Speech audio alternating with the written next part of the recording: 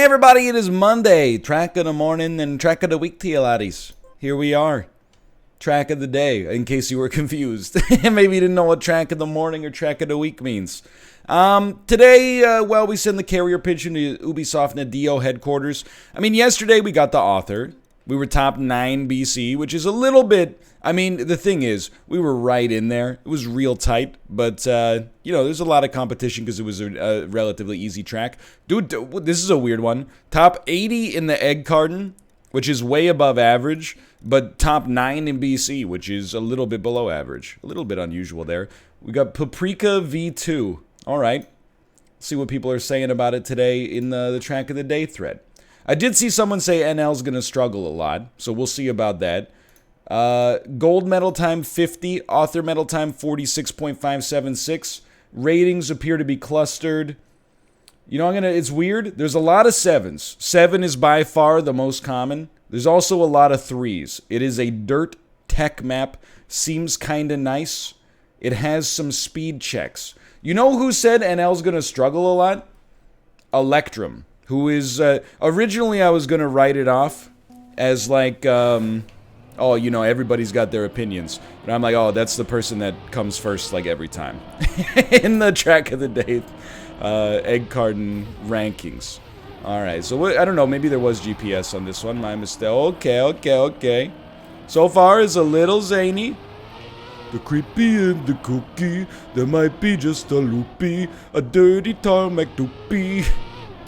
It's the track of the day.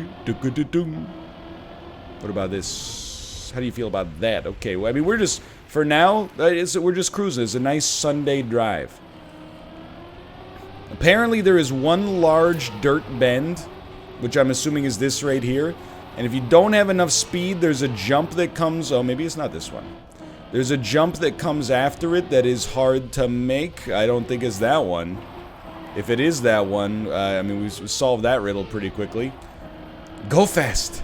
Go fast! Oh, maybe it was that one. I mean, dude, that was a bronze medal on our very first run. Is there a GPS here? There is GPS backwards. Okay. So, I mean, I'm just going to level with you. It seems pretty straightforward. You drive. You got to make that. That slowed us way down.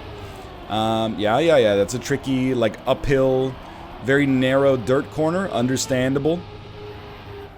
A little bit of a drift in there, but we're not going to worry about where to implant these drifts just yet. I see. You know what? I'll tell you right out the gates, I think Electrum is right. I think this is going to be a hard track for me to author. Just because it seems like it's... Because of the... Oh, I didn't know that. Because of the narrowness of the corners, and the fact that drifting on some of them seems to be incentivized, that tends to work against me. But, you know, if there was ever a time to try to figure it out, I suppose here it is, right? So we're gonna come down here. No ghosts yet, which is admittedly very foolhardy. We probably should be taking ghosts on immediately. You know what? Let's do it. Let's play opponents from Canada. Still very early. Opponents from Canada. 1, 2, 3, 4. No, we shouldn't expect to see Socks or Eater of Eggs yet. Every time, brother. Every time. Still too early for that. So, this is the goofy one. The Addams Family corner. We're ahead of our PB, which is comical. Okay. Let's give ourselves some verbal cues. We want to be exiting this one faster. Faster. Faster than puppets were pulling your strings. Okay. Now, we're obviously very slow. Ooh, a little cut through the cactus. Let's see. So we basically have to maintain full speed in order to make it over that jump. Okay, and that, I mean, changes everything. Forget the cactus cut. Everybody else is looking pretty strong, just driving the old-fashioned way. That was like a drift on the GPS. That was a GPS driftable. We are laying off the throttle a lot. And now, yeah, okay, so like after landing that, or like really well in the air, the GPS did a pretty sharp turn to the left. So we're gonna call that left air time. the big tuna naming convention. We're not sweating this at all. You know, it is what it is. We're trying to set silvers, not golds. You in somber resplendence, I hunt. Okay, sorry. Occasionally my AFI instincts as a 14-year-old come out. I wasn't really a scene kid. But, you know, I was of the generation, shall we say. The new Millennium. 7 seconds ahead. Honestly, this is a pretty slick lap. I'm not too worried about that, because I think, like, the principles that we learned on this lap... Okay, dude, honestly, speaking of which, we learned a principle immediately, which is stay close to this edge right here, instead of trying to take the outside, and all of it. That probably saved us, like, half a second in and of itself, once we actually get it all figured out here. I think we're puzzling this lap out again. Gold, I don't see being a problem, but... Is Author Medal going to be in the cards for us? Honestly, there's no way to know until we see what gold takes out of us. For now, though, getting a new PB is not going to be super tough, I think. Obviously, we need to work on that corner quite a lot. Probably could rinse and repeat that right there. And I think, honestly, I don't want to say that you can't go too far left on that airtime.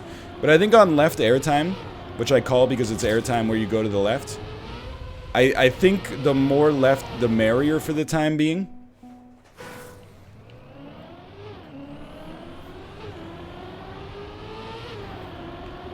There you go. Sorry, it does require a degree of focus. I got banter percolating. It's some left hand, right hand banter percolating. I'm left-handed. Can I tell you something? I'm genuinely ignorant to this. Is hand dominantness... hold on, it's left airtime. Is that like, is that a nature or nurture thing? I know that you could, you know, because my mom would tell stories like my uncle was left-handed, but he went to school in the 60s. And I think of the 60s as, like, you know, the summer of love, like, super progressive and stuff like that. But she's like, nah, they were still, like, you know, slapping people on the hands to make sure they use their right hand only. Okay, well, it shows what I know. It's not all the Beatles and, you know, George Harrison taking peyote in New Delhi, I suppose. Anyway, the point is, what? The point is, I don't know whether it's, there's got to be some, like, biological component, right? Just interesting to think about. I'm not too concerned about whether, you know, my child ends up being left-handed or not left-handed. I think that there's room in society for both types to succeed well. And if anything, I might have been part of, like, the last generation where being left-handed was even slightly inconvenient. You know, the number one thing people would talk about is, like, scissors and university desks are constantly built for only right-handed people. And I'll admit, I had my fair share of sitting in a university desk that only had a desk attached to the chair on the right side and then having to twist my body. But it's not that bad. Like, it's not ideal. This is not a good run, but we're going to try to stick with it just to keep some momentum here. But it's not that bad. Scissors, sure. I really do blame my left-handedness. And by my left-handedness, I mean the school's lack of infrastructure to support left-handed people, for the fact that I was never any good at arts and crafts, just because, like, as a lefty, using right-handed scissors is, like, extremely annoying. We're not going to make it there, but that was okay. That was a good, clean lap until then. But now, you know, with laptops and, hey, people are all buying their own school supplies anyway, right? Because there's no budget. Pretty sure that being left-handed is not that much of a detriment anymore, if it ever was to begin with. I'm sorry, lefties. If you're a left-handed person and you've derived part of your identity by being left-handed, I'm not like other people. I'm left-handed. I'm quirky. And I apologize because I'm popping the bubble right now. But as a lefty myself, especially like in elementary school, you do get a little bit too much credit, I think, in my opinion. Or we get a little too much credit. Ooh, weird. That must be hard. Not really. It's not really that hard.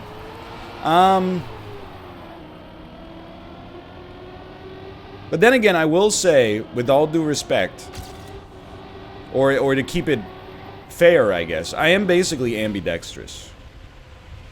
So maybe this we're gonna get a clean lap at some point. I promise you that. Like I bat left-handed, like in baseball. I golf left-handed. I hold my hockey stick left-handed. There is a difference, in case you don't watch hockey. There's a big difference. And actually, it's one of the sports, maybe not quite as much as baseball, but hockey is one of those sports where, like, being a lefty or a righty actually has, like, a huge mechanical difference, like, on where your team might utilize you. But oh, dude, we gotta go even lefter on that. Even lefter on that. In spite of that, I bowl with my right hand. So, my right arm is stronger for sure too. My left arm is weaker. So I don't know. I'm a little ambidextrous. Maybe I got Hannah Montana, the best of both worlds. And hey, Justin Bieber, never say never. Okay, on left mountain, it's probably possible to go too far left, but it's not easy.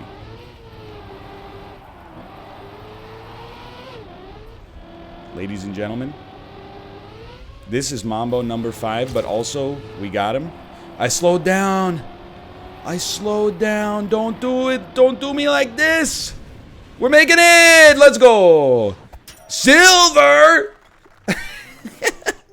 I'm like, we crushed our opponents.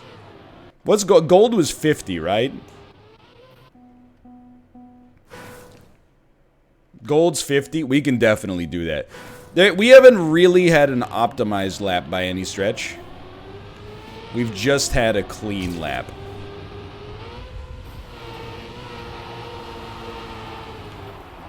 And even then, I gotta internalize that when I beat my cohort, everybody in that cohort crashed. So this is not that special thus far.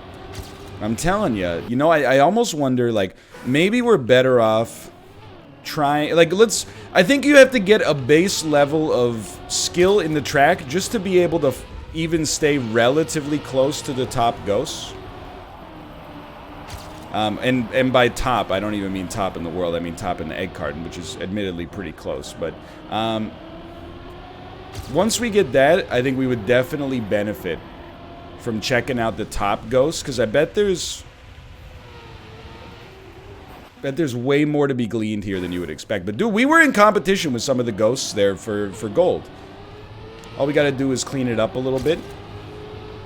And then follow me, follow me, follow me, follow me, down, down. I don't know, dude, it's just... Nobody talks about Nelly Furtado anymore, and I'm not here for it. She doesn't just have I'm Like a Bird, Man-Eater, and Say It Right, and Promiscuous Girl. Okay, she's also got Turn On the Light, where she goes, follow me, follow me, follow me, follow me, down, down, down, till I see all my dreams. Nelly Furtado, I gotta be honest, Nelly Furtado is one of the only artists I can think of in my entire life that has, like, 2 distinct peaks of popularity. I'm trying to think of other examples. Usually when a band peaks, they're either like a one-hit wonder, or they are popular for like a fairly consecutive period of time. You know what I mean? I mean, there's artists that grow and sink in popularity, but I'm talking about, like, you know, an artist that is, like, very famous, like Nelly Furtado, when I'm Like a Bird came out around, like, 2000, 2001, was very famous. And then, I wasn't even paying attention, but we cut off 2/10 there. And then she disappeared for, like, 5 years. Then she came back with, that album with all the Timbaland production. It completely reinvented herself. I'm trying to think of, like, another example of that. I don't really have one, but I don't really have my finger on the pulse of the industry. In case that's not abundantly clear up to this point. Oh, that could have been good. Like, an artist disappear. It's different, like, if they just take time off between albums, but, like, to completely disappear and then come back and be like, oh, I forgot that band or artist existed, and then have them, you know, top the charts it's a pretty rare thing, I think. I don't know if there's any other obvious examples, because I know people are going to be like, well, Radiohead takes 5 years off between albums. Yeah, but people are, like, listening to Radiohead We were doing so well there. In the interim period, you know? Nelly Furtado was like, oh, she was like a trivia question for a bit. No offense, Nelly, but it's, you know, the music industry moves fast. Especially, you know, I was in like 7th grade back then. I had nothing better to focus on. She was like a trivia question. This Canadian one-hit wonder felt like she was like a bird. She comes back and is like, you know, don't call it a comeback. I got the hottest song of prom 2016 here. That was, that, you know, if I associate my senior year with a song, well, in terms of top 40, it's definitely Promiscuous Girl. In terms of what I was actually listening to, I don't know. That one album by Belle and Sebastian with White Collar Boy on it that came out, I was like, this is the greatest pop album I've ever heard in my life. Then I heard If You're Feeling Sinister, and I was like, what? This is like not that. Then I heard it again, and I went, oh my god! Sorry, I should get a compressor. Okay, send it, dude. How we doing here? Honestly, I feel like we got a heavy PB in our future. This is not a great example right here. And it's an even worse example because we clipped the cactus.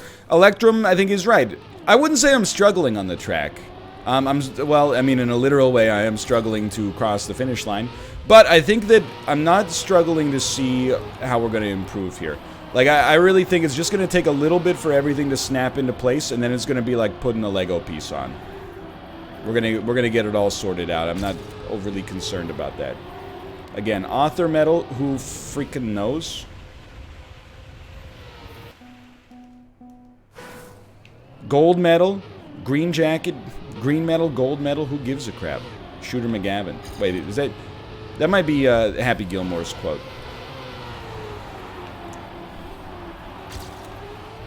Here's a question for you. How many times do you think you've seen Happy Gilmore in your life? I've seen it, like, intentionally, like, at least 3 or 4 times.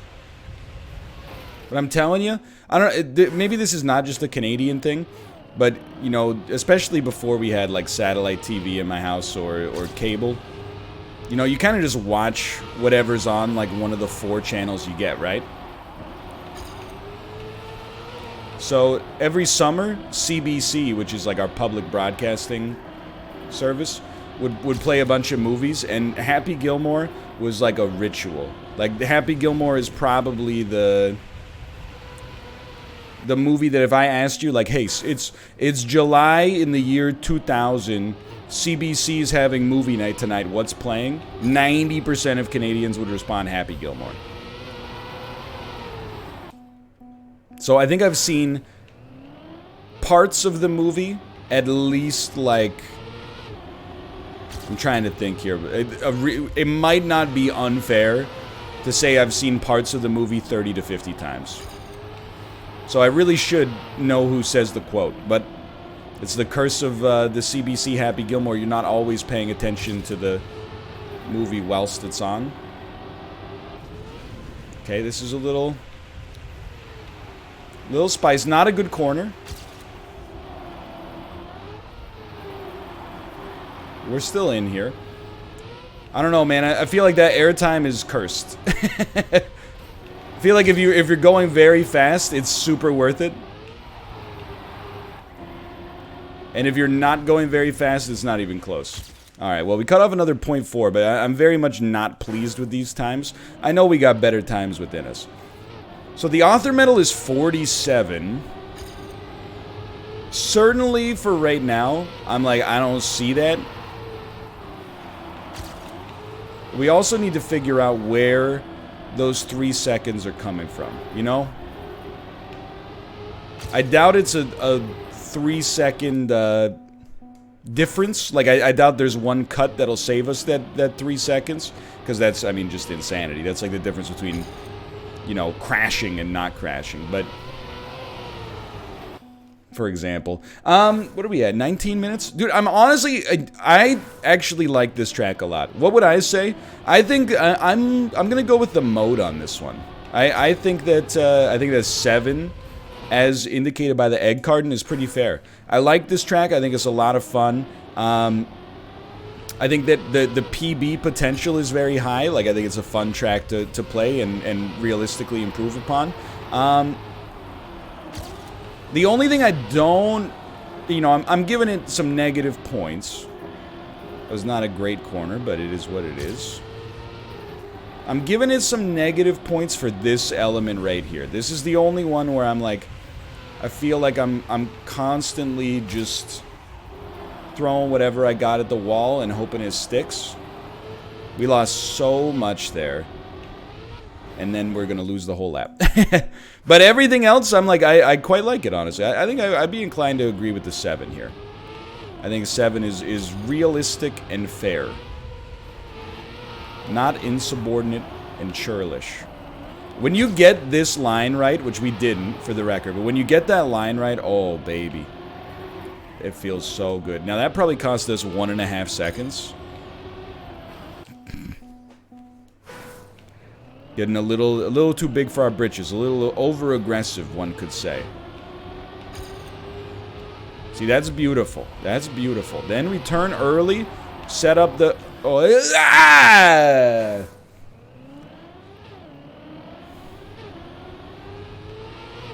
It's okay. You know, we'll just talk ourselves through the course like the Jamaican bobsled driver from Cool Runnings in the bathtub the night before the finals of the Calgary Olympics. So what do?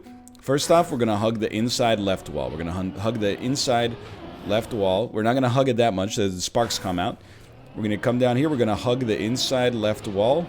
We're going to exit on the left side. We're going to take our turn so we can get to maintain full speed. We're going to turn to the left a little early. That way we can engage in our counter turn even faster. Okay, here we go. We're going to come down. We're going to hug the left wall. We're going to maximize our G-forces. We're going to turn to the right to maintain full speed. We're going to execute this turn a touch early so that we can turn the other way early as well. Now that we're ahead, we're going to get ready for a slide. Slide failed, but that's okay. There's always next time. Okay, we're going to... this is left hill. You want to go heavy left. Not that heavy because your speed was low. Okay, but you know what? We're talking our way through it. We're going to get there. You hug the furry wall, like get him to the Greek. You exit, maximum centripetal force, full speed ahead. Early left turn. Into heavy counter steer, keeping abreast of the ghost. This is going to be a slide situation. Much better slide. Good speed. Could have done better there, but we're headed into left ramp. You're going to go heavy left here. You're going to go heavy left. Oh, that was so good. Okay, I'm telling you, the talking is going to work. The talking's going to work. You hug the furry wall. Get him to the Greek. Maximum centripetal force around the event horizon. Wrong turn. Right turn. Okay, acceptable. Now, Goo Goo Dolls, why don't you slide? Put your car around me. I liked it. Even if you don't like it, I liked it. Okay, we're headed into left mountain. Maybe a little bit too left. Not left enough. Not okay. I know there's going to be a contingent clamoring for a checkpoint restart. I don't actually think the element is that hard, although extra practice is always a positive thing. However, I'm like, if we ever nail the element, the PB is there for the taking. So I just don't want to squander, you know, if I catch lightning in a bottle, Electrum, if you will. Yeah. Okay. 24 minutes here. Well, certainly has the potentiality to be a little bit of a longer Trackmania episode today. This is a good one, though. I do like the course. That is extraordinarily painful. Because we were crushing it there. So what did we do there? It's all about the entrance to this area right here. It's a combination of cutting the corner, but also, you know, having to maintain perfect speed. Now remember, you might be like, why aren't you following the ghosts more? These ghosts, no offense, Rexosaurus 13, these ghosts ain't no thing. Ain't nothing but a peanut, as Ronnie Coleman would say. These are ghosts that just barely eclipse the gold and metal. As a result, we don't need to learn potentially suboptimal patterns from them. So why don't I turn on the real good ghosts? Because I don't think that I have the skill level at the track to actually keep them in my sight for the time being. Whether or not we ever get there remains to be seen. Now that was a smooth corner. Had to lay off the throttle, so we will be in contention here.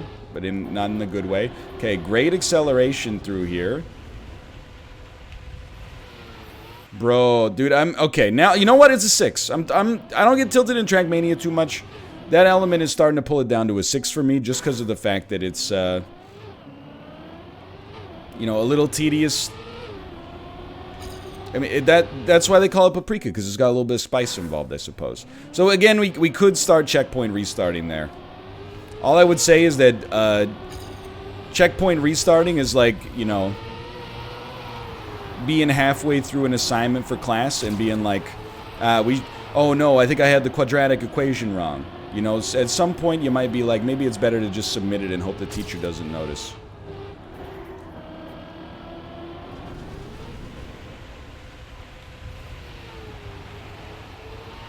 Very acceptable.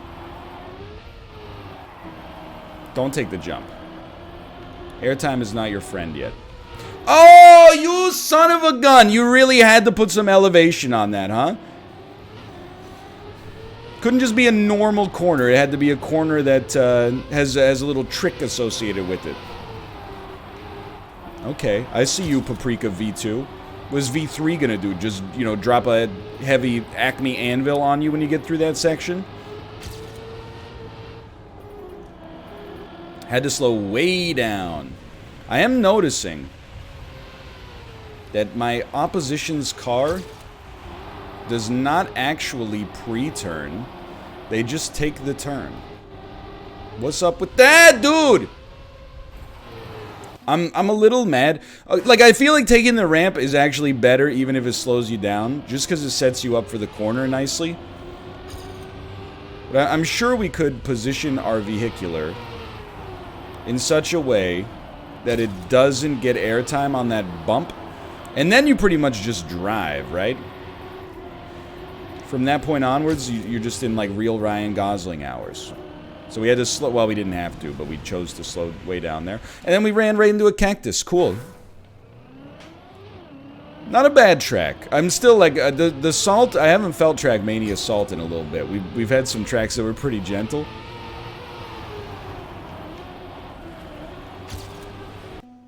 You got me. 28 minutes, huh?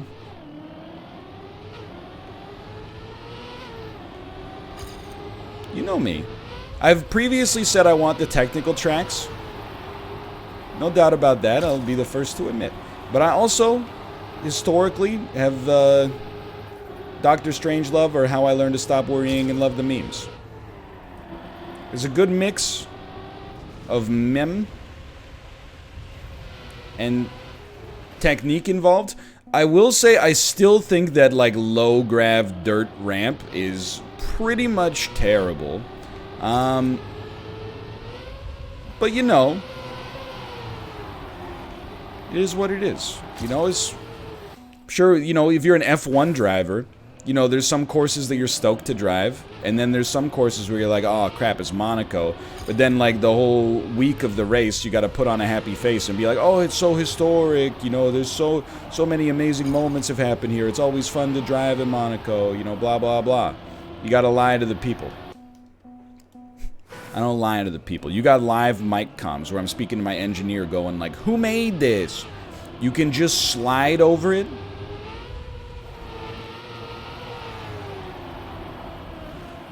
That's a decent pivot. That's a decent pivot that's going to leave us in a good spot. Had to lay off a little. That's fine. That's a good acceleration for the first time in a little while. We've been a little gun shy on that corner. We're holding it down.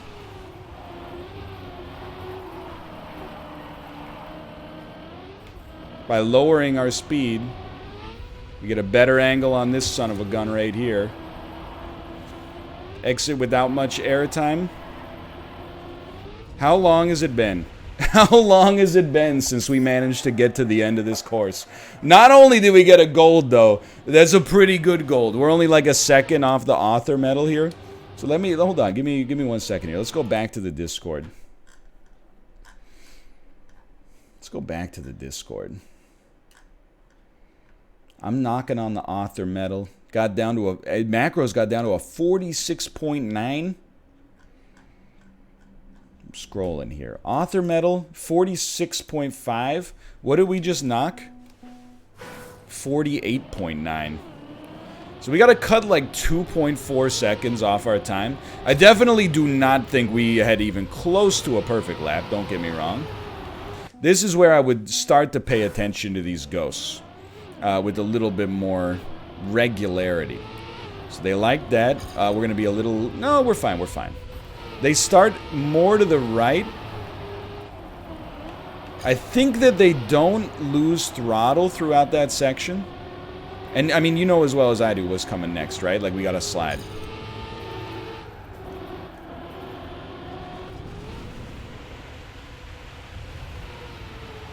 Okay.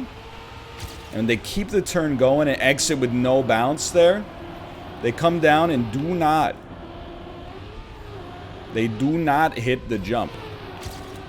Still, to this day. Please make it. Okay, so we cut off another 0.1 just from watching these guys. I'm starting to think that maybe, just maybe, we got something here. I will also say, I feel like my own line, and I'm not going to just indiscriminately be like my line's better. You know, we'll see how things go. But I feel like my line through this little section right here was totally fine. I think like that's not my problem as far as like potential muscle memory goes. The second half of the track is a disaster for me. Relatively. I mean, we're still pretty nicely ranked. But, you know, on a personal level, if we're gunning for that author... Doesn't one of the people in this cohort, don't they have the author? Is it 46.5 or is it 48.5? It must be 46.5, which is real scary. Alright, so we're going to be in close competition with ourselves. It was a decent turn. Remember, it's not about how we're doing now, it's about how we're doing at the end of the course. So we've learned a thing or two about a thing or two here. You want to exit high on this ramp. Not that high, but you want to exit high on the ramp so your wheels don't rattle. That might save you, you know, another half second over the course of the rest of the lap. It's fine. It's good speed. Hit the sand a little too long. A little too long on the sand there, but... Somebody left a pylon. Somebody left a pylon on the course. I don't know. I feel like fueled by a little bit of anger. Like Nicolas Cage in the movie Drive Angry. We could drive a little bit faster. Like Dwayne "The Rock" Johnson in the 2010 movie Faster. Or in the movie Drive starring Ryan Gosling. Which admittedly I don't know the year of. I'm assuming that was like a 2011 joint because I missed a lot of cinema while I was in Korea. The biggest movie that came out while I was in Korea. X-Men First Class, Dawn of the Planet of the Apes, both pretty good movies. And then also Real Steel, starring Hugh Jackman. For whatever reason, made a big splash at the multiplex that summer. Yeah, keep it moving. Oh, baby, don't touch the wall. All right, we got to start to think about winding it down. Which is a problem. I know winding it down does not mean ending. It's like when, you know, your mom is like, hey, you know, it's time to go to bed, start winding it down. Or bedtime is soon, start winding it down. You're like, okay, I can squeeze this for another, like, you know, 15, 20 minutes. We'll see. Probably screw up my whole dang work week. But if I could just improve my ranking slightly, it might be worth it. That's not high enough on the ramp, quite frankly, and then we're gonna just crash. That's okay, because that lap was kind of cursed anyway.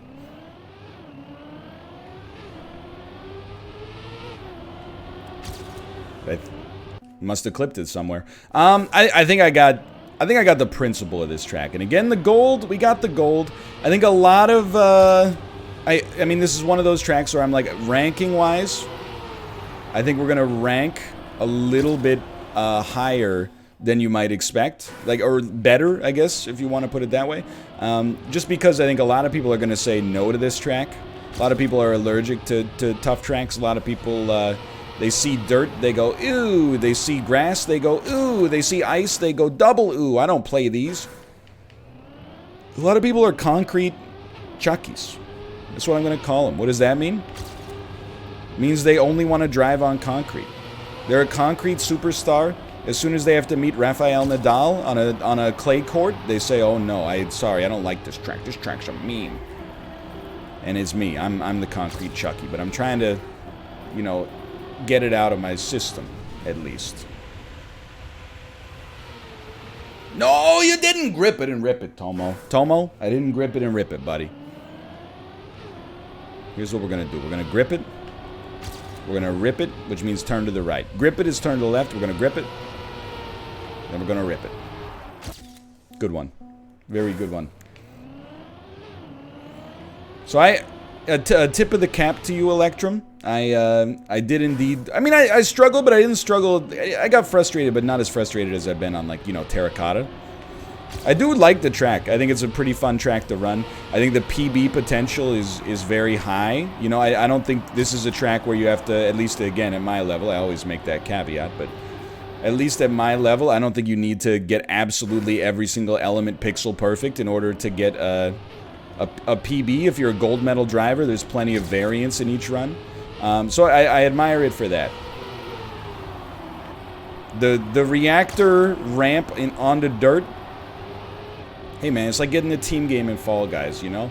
Sometimes you gotta introduce some RNG to the track, I suppose. Okay, just crash into the wall. Hey Tomo! What are you doing, buddy? Sniffing around. That's his voice in my head. Sniffing around. I mean, did you see the speed that we had there? Temporarily?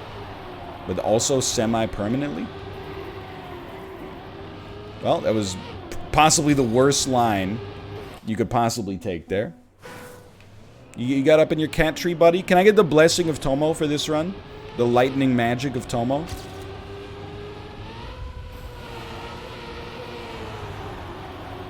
Well, unless the blessing comes from his butthole, which is what's currently closest to my visage right now, I don't believe I will be getting any sort of blessing at all. But I am pretty close to tapping it on this one. I would like to set one more PB.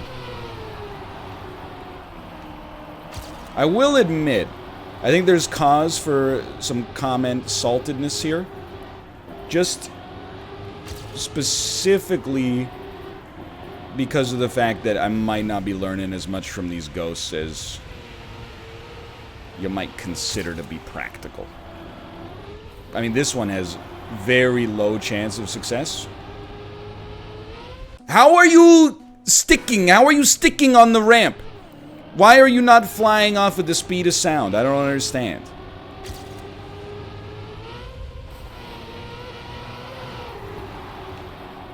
Are you crazy? I just walked over here. Okay, we got speed. We got speed. Don't worry about being behind. We got speed. Screwed up that corner something fierce. Obviously, those ghosts know something I don't know. But it's okay. It's alright. I got something that you gon' like. Crashing into the cactus, apparently. So yeah, you know what? I am going to downgrade my original review. First impression, 7. Overall satisfaction with the track, 6. Not disappointed. Having a good time with the track. Author Metal's a little tedious just because there's some... I mean, I don't want to say the dirt is random. But, you know, there's some elements that are a little spicier. It's paprika, you know? It's going to bring the heat. What is paprika on the Scoville units? Like 12,000? Sorry, I meant 12 billion.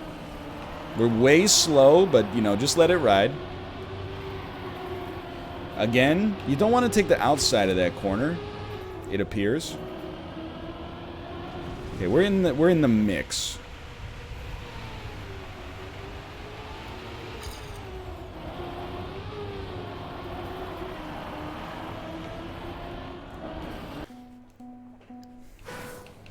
You know, as time has gone on, I've actually become less annoyed with the dirt 0G ramp or 0 friction ramp. Way more annoyed with the turn that comes after that has elevation associated with it. That one is just like, it's rude to me. I don't think it's bad design. I find it very cringe sometimes when YouTubers and streamers are like, it's bad. I'm like, no. You know, I don't believe there's an objectivity at that level. I mean, I think there is probably a standard of objectivity where you're like, if you just drive straight forward and it's just a brick wall that is invisible, that's bad. But like, in terms of like drivable elements, as long as the course is relatively visible and drivable, I understand. But that element at the end is highly punishing. And it's punishing in such a subtle way, which means that if I nailed it, I'd probably be stoked. I would be like, this separates the wheat from the chaff. But instead, I'm like, I'm chaff, Jerry! I'm chaff!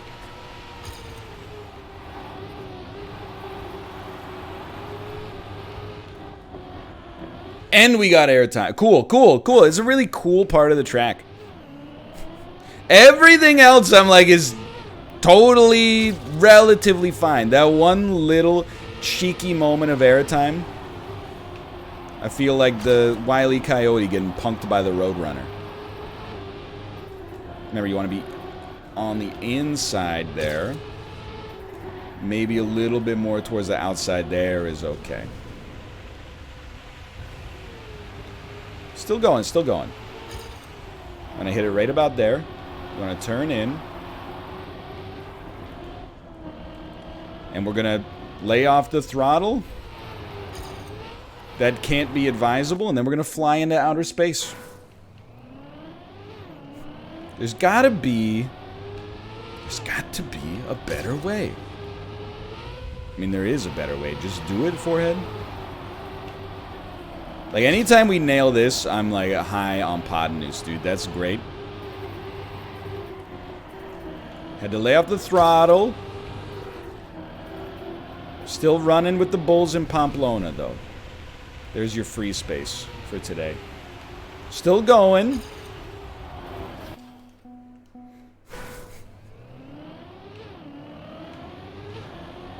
You're witnessing a man who is deceased inside right now. I hate to admit that anybody but me is correct. But, you know, I feel very seen when you say I think NL's going to struggle with this one. And then I do indeed struggle with it. I feel very known. And I don't like it.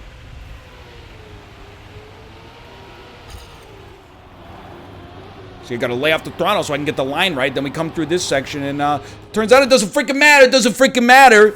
Doesn't matter what speed you're going. One or two things is gonna happen. The ramp is gonna yeet you into the wall, or the ramp is gonna yeet you into the air, which will then yeet you into the wall. Who made this road? The Montreal Department of Transportation? I don't know why that's my number one. Well, I do know why. There's a history of long, bungled construction projects, perhaps with a little bit of mafia influence in Montreal roadworks, but, you know. Gotta give him the old Chicago typewriter. I don't know what that is. I do think that if you take place name plus appliance, you could, no matter what, it's always gonna sound like something the mafia does to you if you don't pay gambling debts. We're gonna give him the old Cleveland toaster, if you know what I mean. What's that? That is when we break his legs with a tire iron. Oh, where I'm from, we called that the Dayton refrigerator. Oh, I've heard of that one. Gonna give him the old Scranton label maker. Know what I mean? What's that? It's, you know, break his legs with a tire iron. Okay. Here you go. Great work. Great work. Little turn. That's done a little turn. That's a big turn. All right, I'm gonna give myself like literally one more lap here. Feel like I've reached the point of diminishing returns on this track. Mostly because my returns have diminished to 0. Great corner, dude. Stick to the inside. Should have touched the brakes briefly. But as long as we're not in Cactus Country, everything's okay. We're gonna rattle. That's fine though. So slow, dude.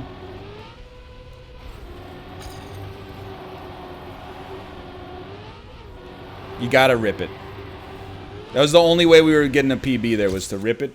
Cut off another 0.2. I think I'm going to call it there. We've learned how to improve ourselves, don't get me wrong, but this is not the track for me. Let's put it that way. We are top 3 in BC. That's not going to last for sure. There's a big difference there. We're top 52 in the egg card. And for now, thanks for watching. Hopefully something a little bit more me-friendly tomorrow, but I appreciate your support. If you enjoyed the episodes, click the like button. Helps out a great deal. Of course, subscribe if you want to see more in the future. And of course, I know I just mentioned it, but clicking the like button does send a message to the YouTube algorithm. Hey, this guy makes good, reliable content. Show it to more people. It's the best way you can support me as a content creator. So please do if you enjoyed. Apart from that, thanks for watching. I'll see you next time. See ya!